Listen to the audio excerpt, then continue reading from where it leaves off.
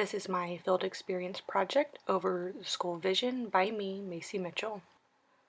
The importance of a school vision. Having a vision is important because it describes what the school hopes to become. Normally, it is what the school wants to look like in 4 to 5 years. If a vision is created and everyone shares the same vision and everyone is working toward the same vision, it creates a learning community with everyone involved. Between administrators, teachers, students, and parents, if they are all involved like they should be, it does create the learning community a school needs to see improvements and growth toward that vision. Within that learning community, it is important, like I said before, that everyone shares a common vision. It's important that everyone understands how to go about the vision or how to make it come true, and everyone has to understand the commitment to the vision. It is important for everyone to understand the commitment because if they don't, everyone would be going in different directions. Everyone would not be on the same page, and the vision wouldn't be shared. The vision gives the entire staff, the parents, and students a clear direction of where the school wants to go. Identifying and involving stakeholders.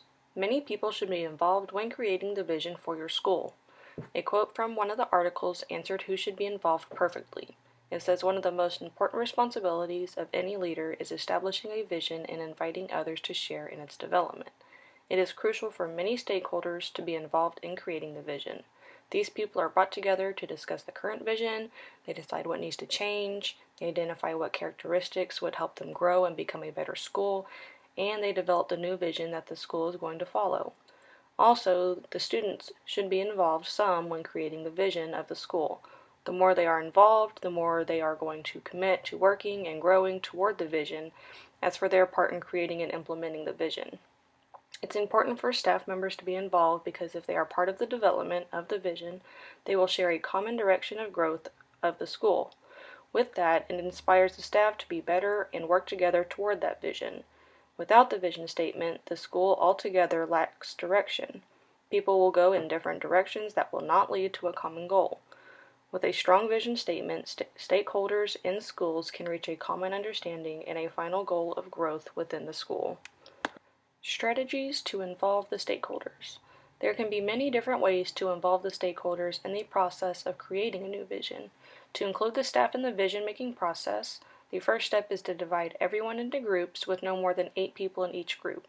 In those groups, they will discuss many things and many different questions, including evidence that we meet the current vision, do we need to make small changes or do we need to create a whole new vision, what school do we hope to be. The groups can discuss their individual values, beliefs, and goals, what should reflect in our vision statement. As a group, what do we feel is important that we should reflect as a school? What should we do differently to achieve the vision?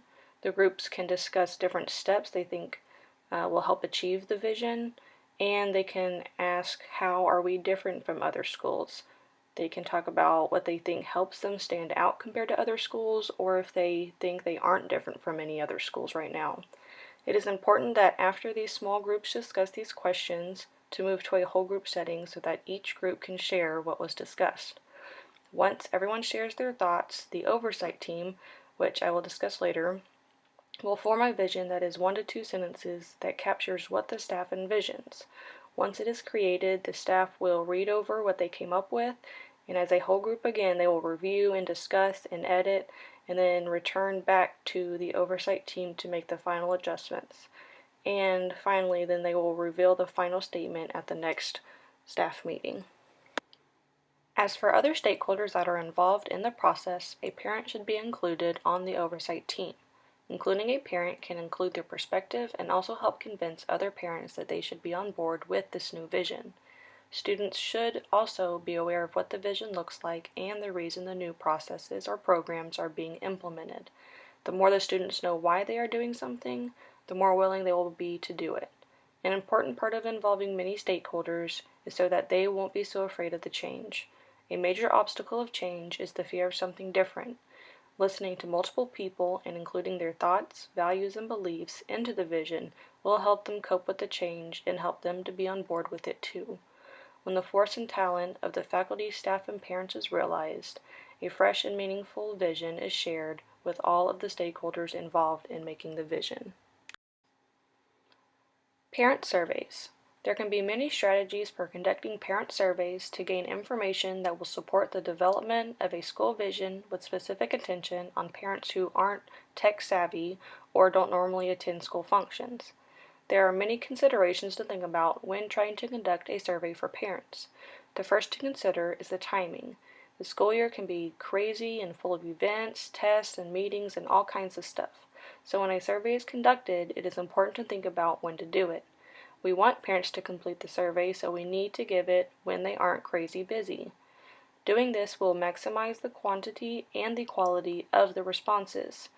And one tip is to avoid external factors that are distracting to parents, like state tests, school breaks in the beginning or the end of school.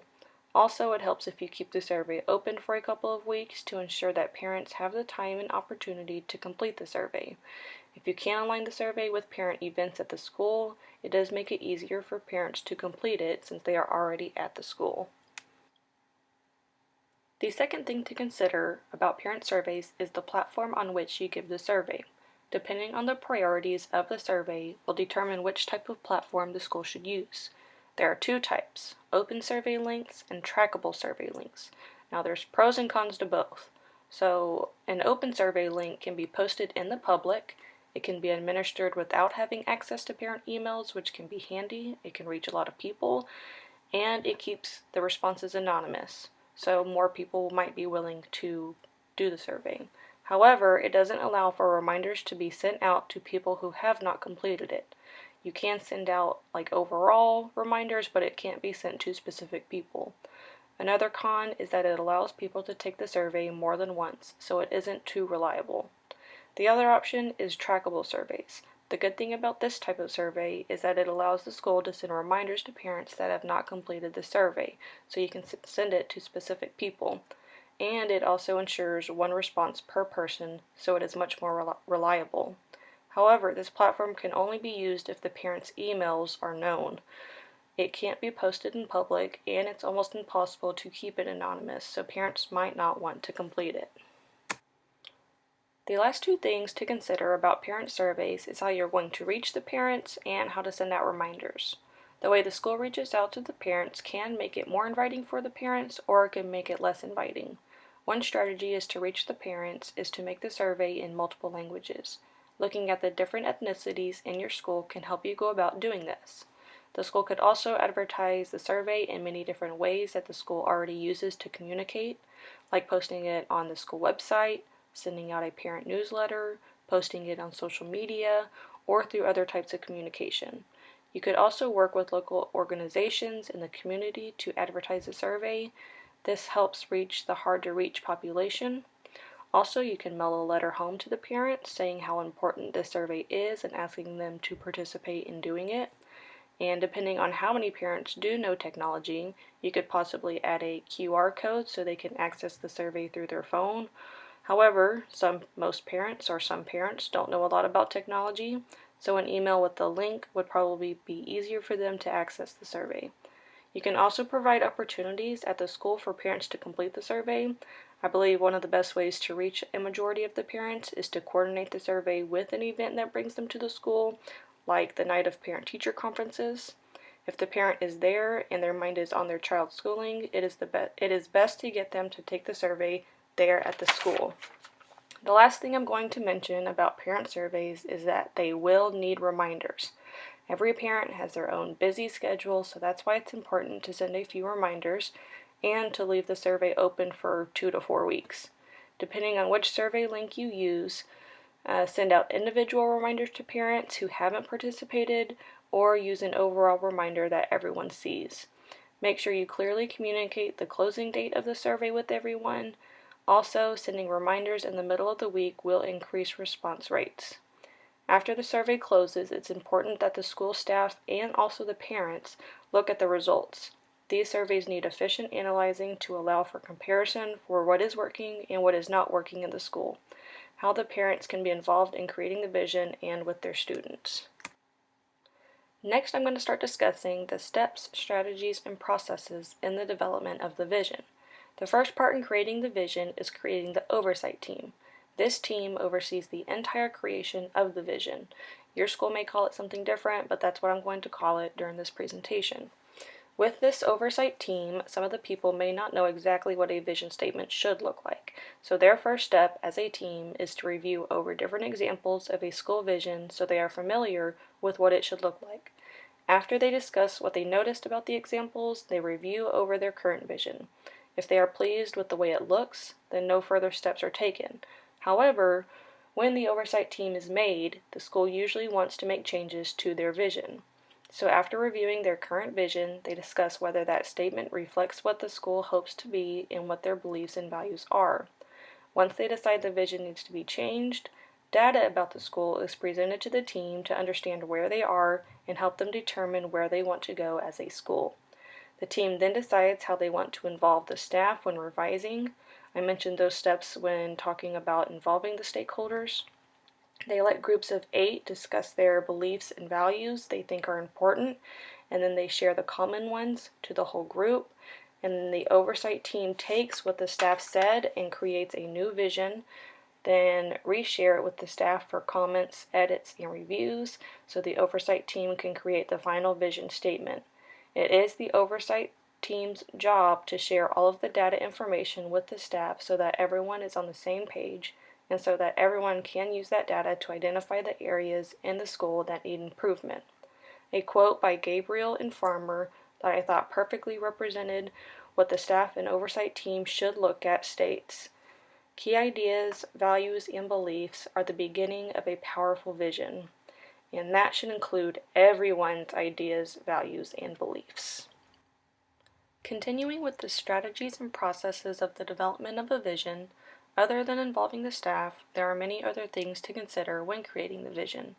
Some schools may worry that including staff could make things complicated, everyone would disagree, they would get nowhere in the process of creating the new vision.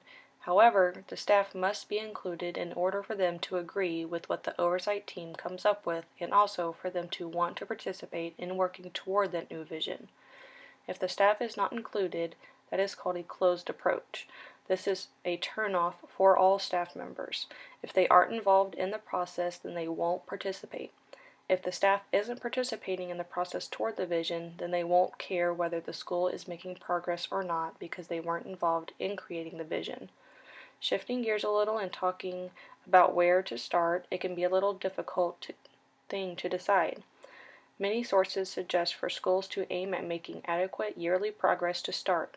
This is used to determine whether all students are making progress toward meeting state academic content standards. The main 2 subjects schools look at is reading and math. This can be a starting goal for a new vision. Another great quote by Gabriel and Farmer says, "When developing a vision, remember less can be more, keep it short, and your staff will remember it longer." I thought that was said perfectly because it is true. Short and simple can easily be remembered, and sometimes less can be more. Some other things to consider when creating a school vision is where you set the bar for your school. You want to find a happy medium when setting the bar. If you set the bar too high, will the school succeed? Will the school fail if the standards are too high? What if you set the bar too low? Is it not aggressive enough? Is it too easy to accomplish? Finding that middle ground where the school has to work hard to accomplish their goals, but it isn't too easy that they are able to complete it on their first try. A realistic goal will take a little bit of work and a little bit of time. Also, when creating the vision, the oversight team must determine what to measure and how often you measure the progress of the school. This may be different for every school, so finding what is important for your school will determine what you measure to show correct progress toward your vision. You can measure school environment stuff, like rates of violence or suspension, or student and staff attendance, or dropout rates. You could also measure student performances, like student performance on formative assessments, standardized test results, or graduation rates. A strategy that may help or hinder a school is their size.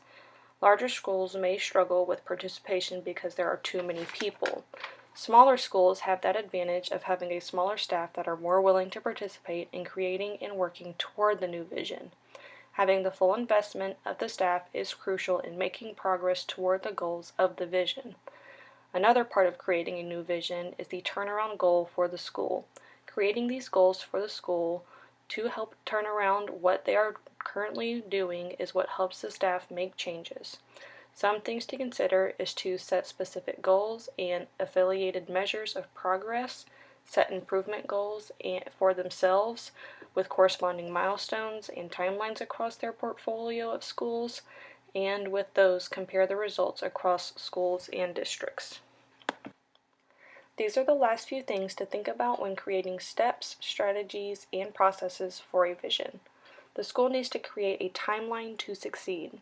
Schools can normally estimate seeing progress in real change in 2 to 4 years. Schools can normally see improvements in the school environment and culture within 2 years.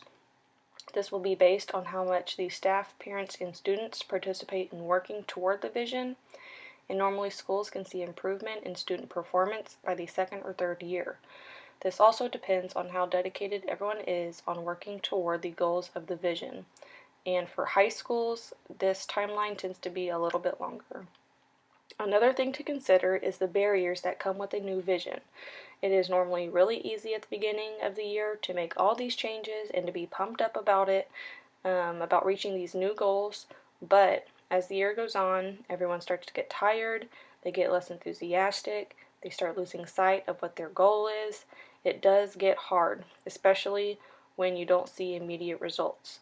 That's why it is important to have a realistic timeline of when to see results the school is looking for. If the school can remove any barriers that get in the way of the new vision, that will help the staff. They can have meetings to remind the staff what they are working towards, and that will help encourage them to keep pushing through. It's important to do this because schools tend to create new visions and then not follow through with it. That is not the goal of creating a new vision. Another quote from Gabriel and Farmer states, "Don't rush the vision statement. Doing so leads to skepticism, stress, and distrust, which will lead to a statement that will eventually be ignored." That is stated perfectly. Don't rush it because it won't happen and everyone will get tired of trying and they will give up. This process will take time. Once the oversight team determines what they are going to measure, they then need to determine how they are going to measure those things. When it comes to receiving data, it can be accessed quickly or it could take a long time. In the timeline mentioned before, it can take 2 to 4 years to actually see changes occurring. However, we have to track the progress of what we are measuring throughout all of those years. The school needs timely access to information about student performance and school environment or culture. Every school knows that annual achievement data comes out too late to be able to use it early or regularly. It can be used from year to year, but schools need to come up with ways to collect data throughout the school year. Gabriel and Farmer suggest to invest in early warning systems, which is what they call it, to get data along the way to see if students are making progress. The school needs to ask themselves, are the students advancing fast enough? Are they on track to make graduation requirements? These questions need to be asked because we need to check the progress along the way to see if the school needs to make changes in the middle of the year. When measuring student performances, there are two categories to look at. First, measures of student progress, which includes rates of earning credits, grade level advancement, absence and dropout rates. And then secondly, outcomes for students, which includes rates of student performance at grade level by subject area, rates of proficiency on state assessments, and graduation and college-going rates. When evaluating the turnaround specific goals, the school needs to evaluate themselves on their own ability to lay the foundation for the turnaround to be successful, and they need to measure the system performance and conditions. Discussing some strategies that schools could use when evaluating the school's process towards the vision includes: first, like we mentioned before, the schools need to create a calendar or a timeline of progress checkpoints. On the calendar can list dates when the oversight team or school will look into the programs and processes that are being implemented. The calendar also helps to keep everyone on track and on the same timeline. Next, the oversight team needs to establish a consistent process to track the impact that the new improvement efforts are having on student achievement. Consistency will help determine if changes are actually happening. The school can also monitor the collection and analysis of all the data. This can help assess whether progress towards the school's goals are being met for all groups of students. The oversight team and school need to also continually collect and utilize the data they are getting to make instructional decisions as a school and for each classroom. Doing this can provide the information needed to know if students need academic interventions. The teachers are with the students every single day, so it wouldn't be a bad idea to use classroom observations from the teachers to get feedback about certain students. Using different tools and technology to monitor the progression of the school could help keep track over a long period of time. It also helps to recognize the successes and contribution of others. When someone is recognized for what they have done, it builds confidence in themselves, in their classroom, and in the school. Building confidence in people can help create a positive environment and culture in the school. Also, the school and oversight team need to use data continuously to evaluate and revise what the school programs and processes are using to reach their vision goals. When the oversight team sees that something isn't working, it's their job to step up and say, "This isn't working, we need to change something." Throughout the process of the vision, the staff still needs to be involved. Using time with staff, such as staff meetings, in-service training, or any other time when the staff is gathered to monitor, communicate, and provide them with development opportunities toward the vision. Lastly, the staff needs continuous support when they are trying to make instructional changes to make progress toward the vision and its goals. The culture and climate of a school can make or break the school vision. If the school is negative, no one believes in the school vision, no one cares about it, and then no, the school won't even get close to reaching their goals. But if the school is positive, everyone believes in the vision, and everyone is on the same page and working toward the vision, then the school will be able to reach its goals. Climate is like the attitude of the school. Like I just mentioned, a positive or negative attitude can change the dynamics of the vision. A positive attitude can be brought on by the oversight team or the stakeholders that are involved in creating the vision. Culture is like the personality of the school. This is what people perceive the school as. The most effective school is the one with the best climate and culture for the students, staff, parents, and the community. When all of these people share a common vision, when they create lifelong learners and recognize people's accomplishments, the school climate and culture will be enhanced and will grow the values, beliefs, and morals of the school and the community. When all the stakeholders share the vision, goals, and practices, everyone within the school is bound together in unity in an effort to succeed. When everyone is united like this, it maximizes every student's potential to truly learn in a climate and culture that is positive and healthy. Talking about what different things you can measure about school culture can include attendance rates, rates of misconduct and violence, assessment of follow-through on implementation plans by all staff members, and infrastructure improvement. Measuring these types of things can help a school determine what their climate and culture looks like to the outside community.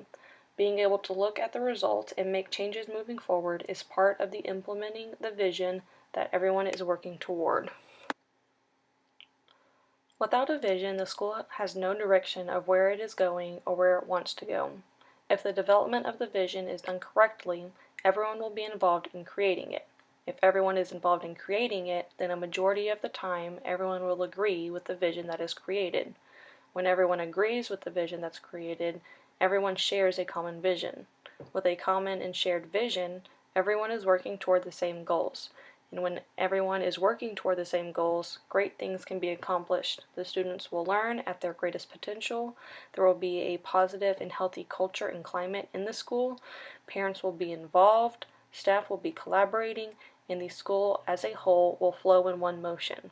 Without all of this, the school doesn't have a foundation, a place to start. There's no collaboration. Students aren't learning at their full potential. Everyone is working toward different goals or their own vision for the school. Without a vision, the school is lost. With a vision, the school, as a whole, knows what they are working toward. It gives them a purpose for being there every day and working toward the goals of the vision. And lastly, here are my references.